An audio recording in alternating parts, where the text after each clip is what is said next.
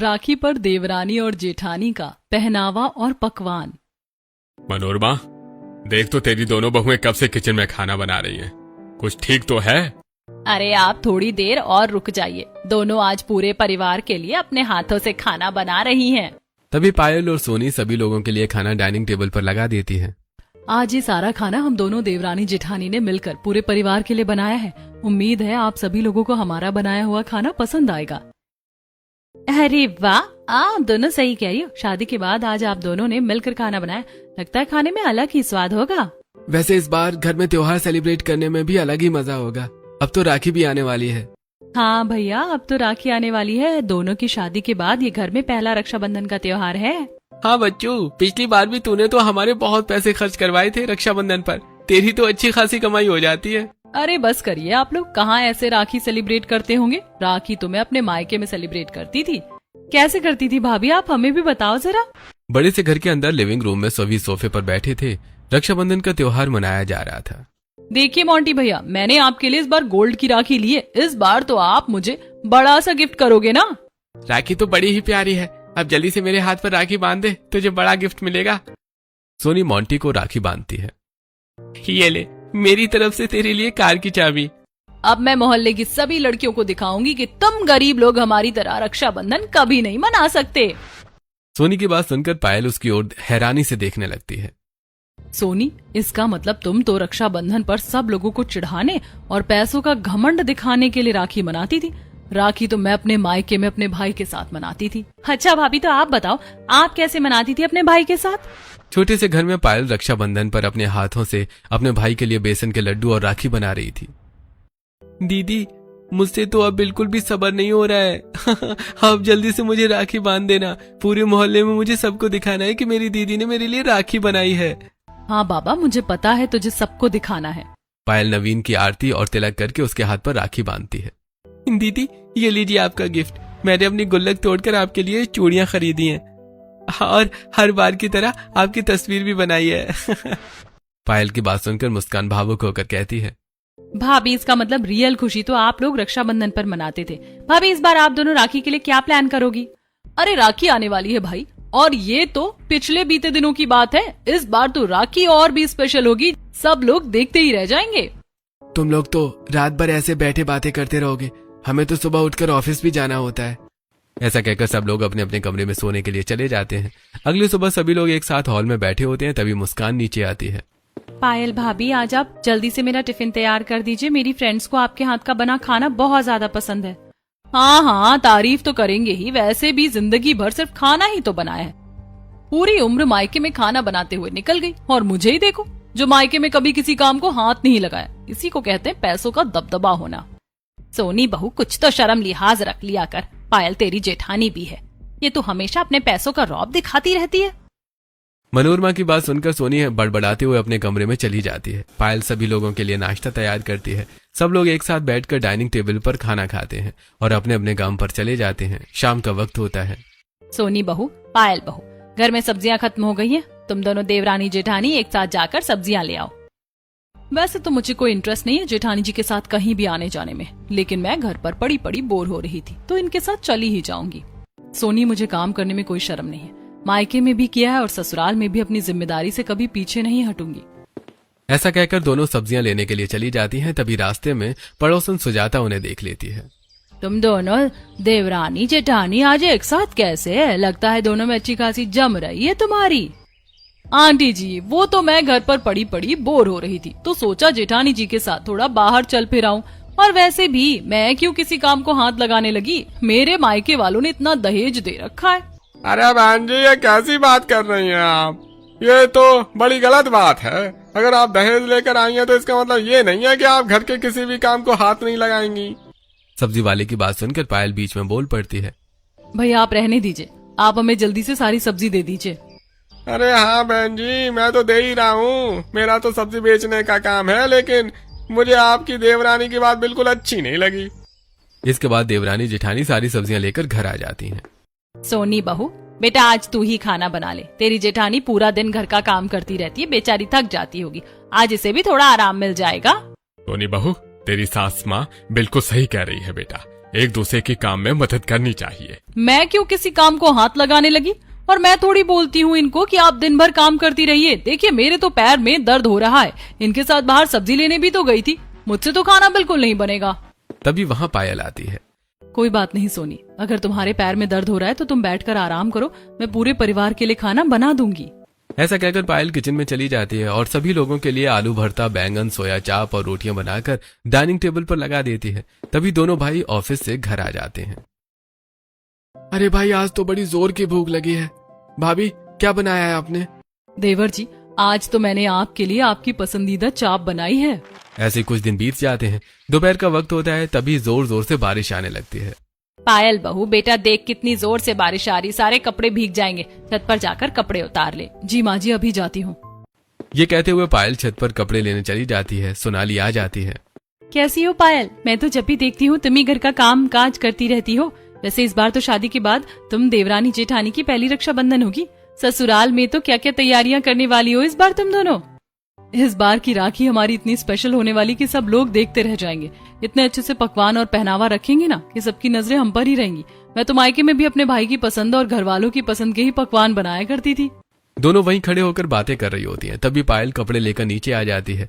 दूसरी ओर सोनी अपने कमरे में वार्डरोब के सारे कपड़े निकालकर देखने लगती है। हे भगवान, इस बार तो समझ नहीं आ रहा कि मैं क्या पहनूंगी रक्षाबंधन पर। ससुराल में पहली रक्षाबंधन है, इस बार तो कुछ डिफरेंट होना चाहिए। सब लोगों की निगाह सिर्फ मेरे ऊपर होनी चाहिए। तभी वहाँ मुस्कान आती है। भाभी, ये क्या आपने सारे वार्डरोब के कपड़े निकाल रखे? कहीं जाने की प्लानिंग है क्या? रक्षाबंधन का त्योहार आने वाला है ना, सब लोगों की निगाहें सिर्फ मेरे ऊपर होनी चाहिए। मैं तो मायके में भी जब तैयार होती थी ना, तो सब लड़कियों की निगाहें मेरे ऊपर ही होती थी। सच बताऊं ना, राखी तो मेरे लिए एक कंपटीशन की तरह है। तभी वहाँ कपड़े लिए पायल आती है। सोनी, तुम्हारी सोच कितनी अलग है। तुम तो हर त्योहार को कंपटीशन की तरह लेकर चलती हो। रक्षाबंधन का मतलब तो भाई बहन के बीच का प्यार और खुशियाँ होती हैं। तुम्हारी सोच तो कुछ ज्यादा ही अलग है। हाँ, कंपटीशन तो है ही, और हर कोई कंपटीशन को नहीं जीत सकता। कोई मेरे जितने महंगे कपड़े थोड़ी पहन सकता है, और मैं तो अपने भाइयों को कितनी महंगी महंगी राखियां देती हूँ और वो बदले में इतने महंगे गिफ्ट देते हैं। वाह भाभी, आप तो इसका मतलब गिफ्ट के चक्कर में अपने भाइयों को महंगी महंगी राखी बांधती हो। मुस्कान, आजकल तुम्हारी जुबान कुछ ज्यादा ही नहीं चलने लगी है। तुम मेरी बात का गलत मतलब निकालने लगी हो। अब जाओ यहाँ से, मुझे और भी बहुत काम है। सोनी की बात सुनकर पायल और मुस्कान वहाँ से नीचे आ जाती हैं। क्या हुआ मुस्कान, तेरा चेहरा क्यों लटका हुआ? लगता है सोनी ने फिर तुझे कुछ उल्टा सीधा बोल दिया। माँ, सोनी भाभी के अंदर पैसों का घमंड और गुमान कितना है। हर रिश्ते को सिर्फ पैसों से ही क्यों तौलती है? उनके लिए हर रिश्ता पैसों से ही क्यों जुड़ा हुआ है? सभी इस बारे में बातें कर ही रहे होते हैं। तभी मोंटी का फोन आता है। मनोरमा फोन उठाती है। नमस्ते आंटी जी, कैसी हैं आप? आप सब ठीक है ना? मेरी बहन सही से तो रह रही है ना आप सब लोगों के साथ? हाँ बेटा, हम सब तो सही हैं, लेकिन तेरी बहन के अंदर पैसों का कुछ ज्यादा ही घमंड लगता है। मायके में शायद इसे रिश्तों से ज्यादा पैसों को ही अहमियत दी गई है। ऐसा कहकर मनोरमा फोन रख देती है। ऐसे कुछ दिन बीत जाते हैं। एक दिन सभी लोग एक साथ हॉल में बैठकर टीवी देख रहे थे। तभी टीवी पर रक्षाबंधन स्पेशल एड आती है। अरे वाह, इस बार तो कितनी अच्छी राखी कलेक्शन दिखा रहे हैं। इस बार तो अपने भाइयों के लिए ऐसी राखी लेकर आऊंगी कि सब लोगों की निगाहें मेरे भैया की राखी के ऊपर ही होंगी, और बदले में मेरे भैया मुझे महंगे गिफ्ट देंगे। बहू, इस बार तो ससुराल में तुम्हारी देवरानी जिठानी की पहली रक्षाबंधन है बेटा। जितना चाहे उतना खर्च कर सकती हो, बस ध्यान रहे रिश्तों में प्यार होना चाहिए, पैसों का दिखावा नहीं। सभी लोग ऐसे ही बैठे बातें करते रहते हैं और फिर अपने अपने कमरे में सोने के लिए चले जाते हैं। अगली सुबह का वक्त होता है। सभी लोग एक साथ बैठकर चाय पी रहे होते हैं। तभी वहाँ पड़ोसन विमला आती है। मनोरमा बहन, कैसी हो? घर परिवार में सब कुछ ठीक तो है? आजकल तो आप बाहर दिखाई नहीं देती। अरे आओ विमला, बैठो। बस मेरा तो आजकल मन ही नहीं करता घर से बाहर कहीं जाने को। घुटनों में भी दर्द रहने लगा है, तो इनसे भी बहुत परेशानी हो गई है। तभी पायल वहाँ आती है और विमला के पैर छूकर उन्हें चाय का कप देती है। जीती रहो पायल, बहू तुम्हारा सुहाग सदा बना रहे बेटा। तुम्हें बधाई हो। हमारे यहाँ राखी से एक दिन पहले सोसाइटी की सभी औरतों के बीच राखी कंपटीशन होता है। इस बार तुम दोनों जरूर हिस्सा लेना। अरे वाह आंटी जी, राखी कंपटीशन तो मैं ही जीतूंगी। मुझसे ज्यादा महंगी और स्टाइलिश राखी तो कोई नहीं खरीद पाएगा पूरे मोहल्ले में। ऐसा कहकर सोनी अपने कमरे में चली जाती है। चलो बेटा, ये भी बड़ी अच्छी बात है। अब तो वैसे भी राखी सिर पर आने ही वाली है। बाजारों में भी राखी की पूरी चहल पहल और चमक दमक दिखाई देने लगी है। तभी दोपहर का वक्त होता है। पायल बहू, सोनी बहू, बेटा राखी आने वाली है, तुम्हें जो भी घर में राशन की कमी लग रही हो वो ले आओ। त्योहार पर वैसे भी राशन ज्यादा लगता है। माँ जी आप बिल्कुल सही कह रही हैं, वैसे भी त्योहार के समय सारा सामान महंगा हो जाता है। ऐसा कहकर दोनों देवरानी जेठानी राशन वाले के यहाँ चली जाती हैं। राशन वाले भैया, इस बार आप हमें काजू बादाम और सारे ड्राई फ्रूट्स 1-1 किलो दे दीजिए और चीनी भी 5 किलो ज्यादा दे देना। तभी वहाँ पड़ोसन सुजाता आ जाती है। बहू इतना सारा ड्राई फ्रूट्स और चीनी लेकर जा रही हो, घर पर कुछ बनाने की सोच रही हो क्या? नहीं आंटी जी, बस त्योहार पर वैसे भी सारा सामान महंगा हो जाता है ना, तो सोच रहे हैं कि अभी से ही शुरुआत कर दें। वैसे भी राखी की चहल पहल तो शुरू हो ही चुकी है। ये लीजिए बहन जी, आपका सारा सामान। इसमें मैंने काजू किशमिश बादाम सब रख दिए हैं। दोनों बहुएं राशन लेकर घर आ जाती हैं। सभी लोग एक साथ बैठे होते हैं। तभी नवीन का फोन आता है। विजयपाल फोन उठाते हैं। अरे नवीन बेटा, इतने दिनों बाद फोन कैसे कर लिया? सब कुछ खैरियत तो है? नमस्ते अंकल जी, घर पर सब ठीक ठाक है। वो तो मैंने अपनी बहन पायल के बारे में फोन किया था। ये तो ससुराल में आप सब लोगों के साथ सही से रह रही है ना? हाँ, अरे भाई तुम्हारी पायल बहन तो इतनी गुणवान और संस्कारी है। पूरे ससुराल की जिम्मेदारियों को बड़े ही अच्छे से निभाती है। ऐसा कहकर विजयपाल फोन रख देते हैं। पायल बहू, सोनी बहू, तुम्हें जो भी तैयारियां करनी है, खरीदारी करनी है बेटा कर लो। बाजार जाकर जो लेना है ले आओ, राखी कंपटीशन का दिन आने ही वाला है। माँ जी मैं तो वैसे भी शॉपिंग के लिए बड़ी बेताब हो रही हूँ। भाभी मैं भी आप दोनों के साथ चलूंगी, काफी दिन हो गए मैंने भी कुछ खरीद कर नहीं लिया। हाँ हाँ मुस्कान, आप भी हमारे साथ चलिए ना, इसी बहाने हम तीनों घूम फिर लेंगे। तीनों नंद भाभियां बाजार चली जाती हैं। चलिए हम सबसे पहले शॉपिंग मॉल में चलते हैं।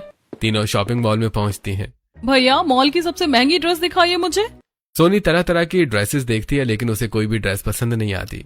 भाभी आपको तो कोई भी ड्रेस पसंद नहीं आ रही है, ऐसे तो सारा समय बर्बाद हो जाएगा। अरे ऐसे थोड़ी ना कुछ भी पसंद कर लूंगी। अरे भाई ये ड्रेस कंपटीशन नहीं है, राखी कंपटीशन है, हमें राखी का सामान लेना चाहिए। हाँ हाँ यही तो आपसे कह रहे हैं, चलिए हम राखी ले लेते हैं पहले। इसके बाद तीनों राखी वाले की दुकान पर पहुंचती हैं। भैया मेरे लिए गोल्ड की राखी निकाल दीजिए जो बिल्कुल न्यू पीस हो। हाँ बहन जी ये लीजिए, ये तो शहर में अभी अभी आया है, ऐसा पीस तो अभी किसी के पास भी नहीं है। भाभी है तो बहुत ज्यादा महंगी। जब कोई चीज पसंद आ रही है तो उसमें महंगा और सस्ता क्या देखना, वैसे भी ये तो बहुत ही कम रेट की है मेरे हिसाब से। ऐसा बोलकर सोनी वो राखी खरीद लेती है। आप सबकी शॉपिंग हो गई, अब आप दोनों मेरे साथ चलिए। तीनों एक दूसरी दुकान पर आती हैं। भैया आप मुझे डोरा, छोटी छोटी चीजें, मोती और गोटा पट्टी दे दीजिए, मैं तो अपनी राखी खुद बनाती हूँ। ये तो बहुत ही अच्छी बात है। आज के समय में तो बहुत कम लड़कियां अपने भाइयों के लिए राखी बनाती हैं। यही तो होता है असली रक्षाबंधन का त्योहार। लेकिन आजकल दिखावे की होड़ में लोग बस महंगी राखी खरीदते हैं।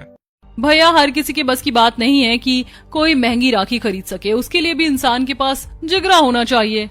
अरे भाभी बस भी करिए, वैसे भी बहुत ज्यादा लेट हो चुका है, हमें घर चलना चाहिए।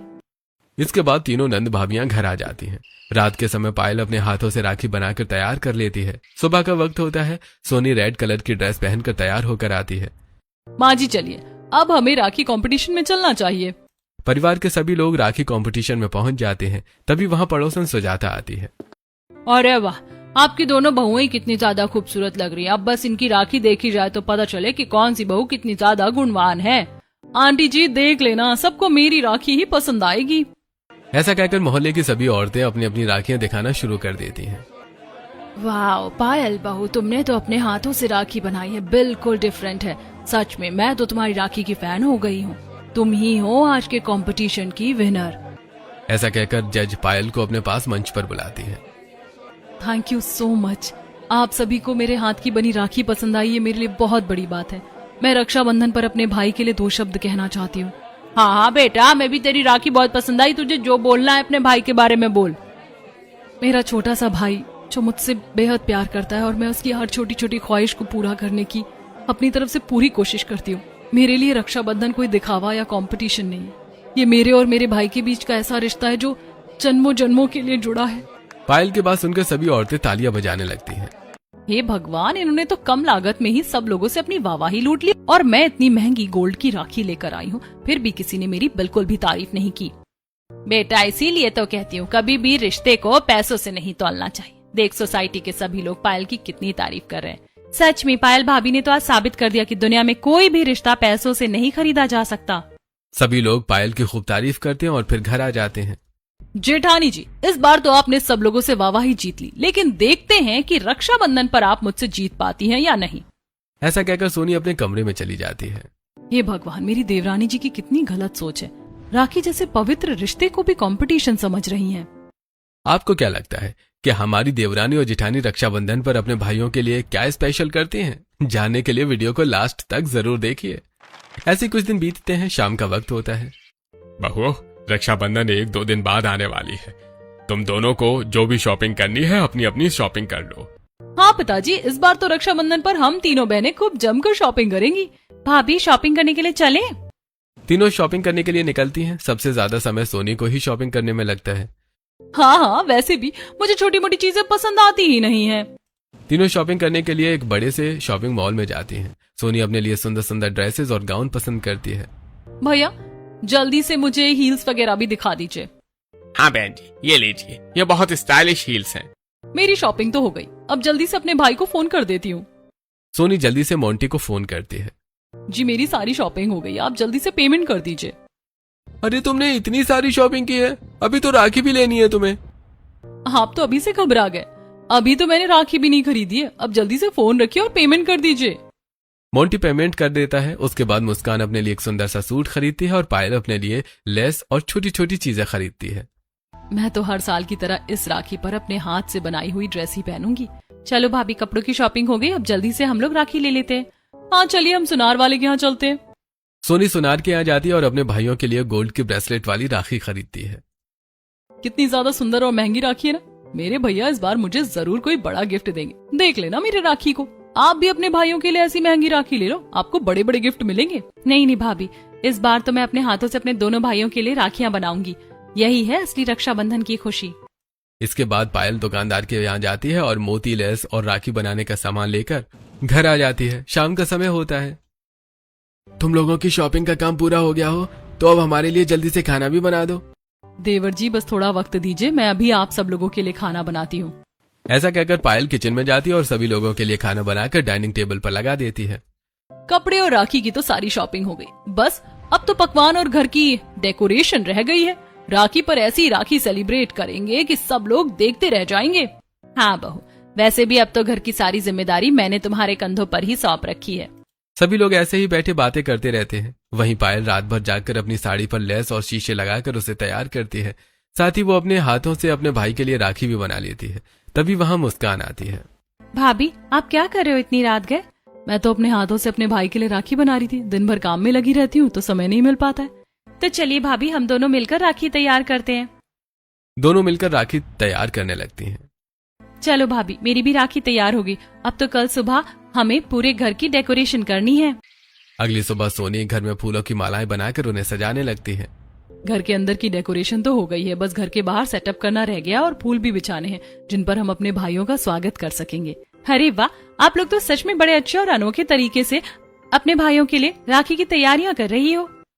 तभी वहाँ पड़ोसन सोनाली आती है।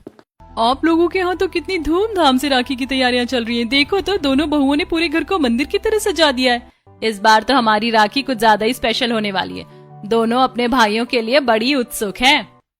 सोनाली कुछ देर बातें करती है और वहाँ से चली जाती है। बहुओं, अब तो घर की डेकोरेशन भी होगी। तुम दोनों तैयार होकर अपने भाइयों के लिए अच्छे अच्छे पकवान बना लो। माँ जी, आप सही कह रही हैं। फिर जल्दी से काम खत्म हो जाएगा और हम अपने भाइयों के साथ कुछ समय भी बिता पाएंगे। कुछ देर बाद पायल और सोनी रेडी होकर नीचे आती हैं। सोनी हैवी मेकअप, हील्स और पहने होती है और पायल हैंडमेड साड़ी पहनकर नीचे आती है। अरे वाह, आप दोनों कितनी ज्यादा प्यारी लग रही हो। पायल भाभी, आपकी हैंडमेड साड़ी कितनी ज्यादा खूबसूरत है। मुस्कान, आज तो आप भी बहुत प्यारी लग रही हैं। आपका सूट भी सच में बहुत प्यारा लग रहा है। अरे भाई, तुम सब अच्छे लग रहे हो। अब तुम दोनों बहुएं जाकर किचन में खाना तो बना लो।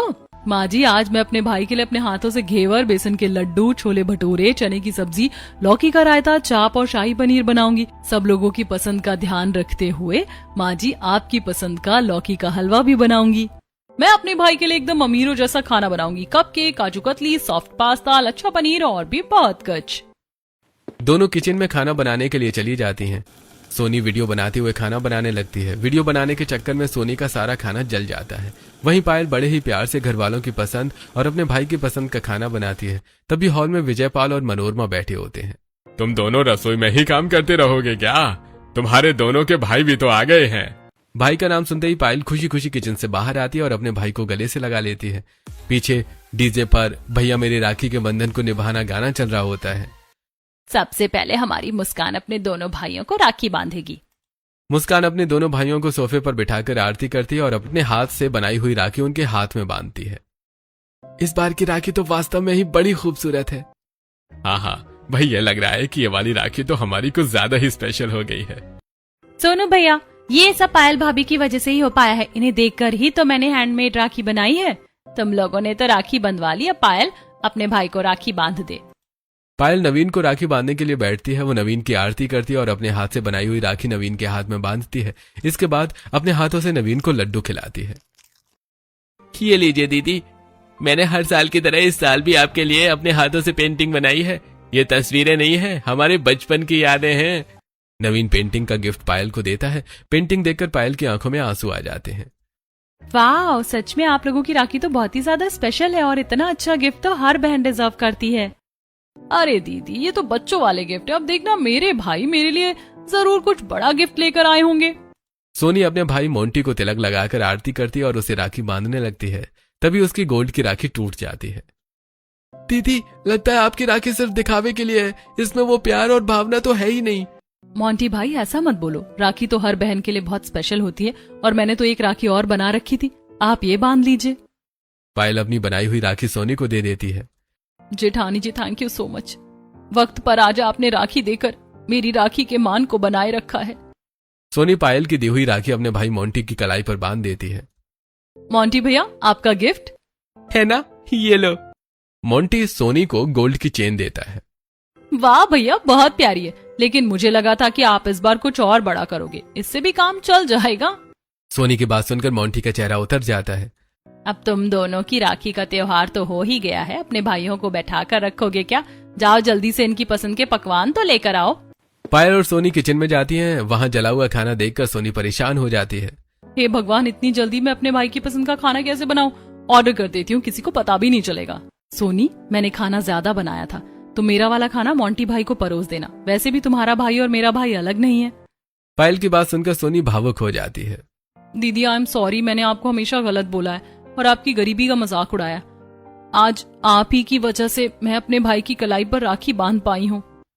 इसके बाद दोनों सभी लोगों के लिए डाइनिंग टेबल पर खाना लगा देती हैं। सभी लोग खाना खाने बैठते हैं।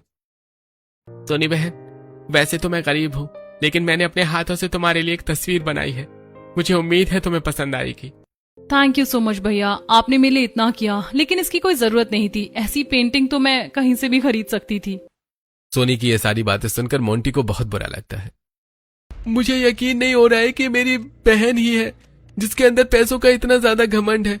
इसके लिए सिर्फ पैसा मायने रखता है, भाई बहन का प्यार नहीं। सभी लोग बैठे बातें कर ही रहे होते हैं। तभी नवीन और मोंटी अपने घर जाने के लिए निकल जाते हैं। रास्ते में ही मोंटी का एक्सीडेंट हो जाता है। तभी वहां खड़ा एक लड़का उसका फोन उठाता है और आखिरी कॉल सोनी के नंबर पर देखकर उसे फोन करता है। अरे मैडम, इनका एक्सीडेंट हो गया है। इनका आखिरी कॉल आपके फोन पर था, इसलिए हमने आपको फोन कर दिया। आप सब लोग सिटी हॉस्पिटल आ जाइए। हे भगवान, ये क्या हो गया? इतने पवित्र दिन पर मेरे भाई का एक्सीडेंट। सभी लोग सिटी हॉस्पिटल पहुंच जाते हैं। नवीन भी अस्पताल में आ जाता है। तभी डॉक्टर वहां आते हैं। देखिए, इनका बहुत गंभीर एक्सीडेंट हुआ है, इन्हें किडनी की जरूरत है।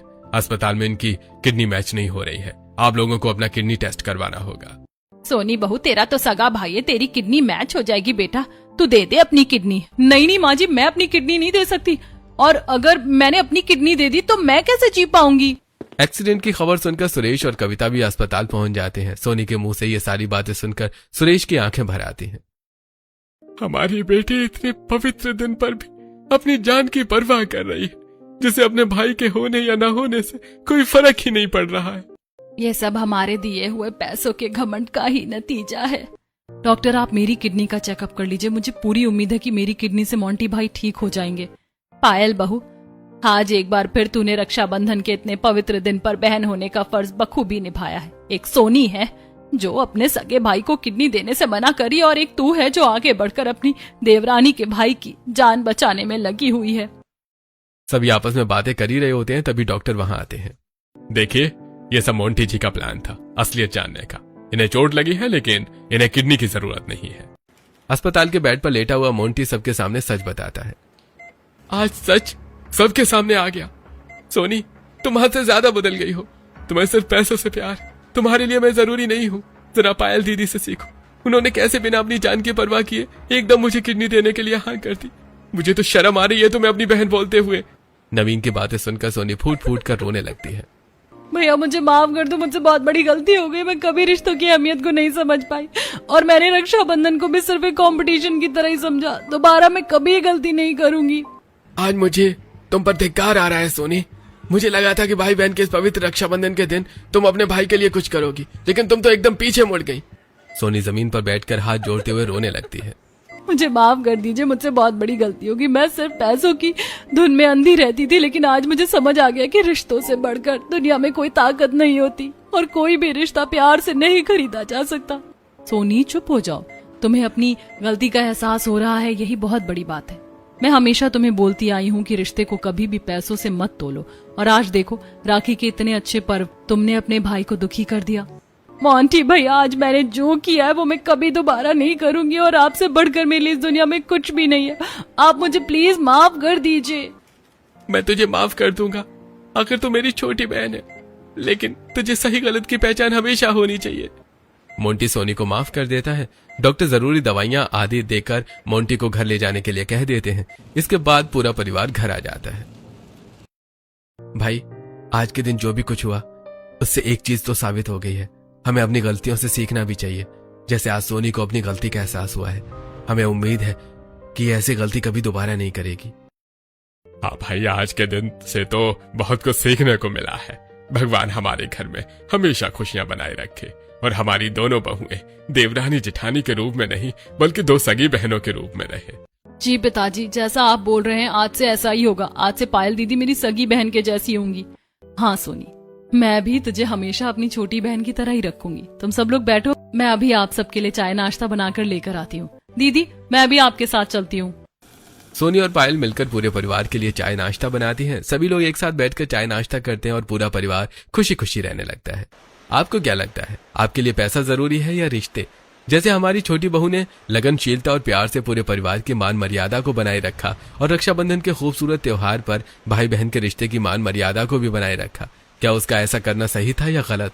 अपनी राय कमेंट में जरूर बताएं।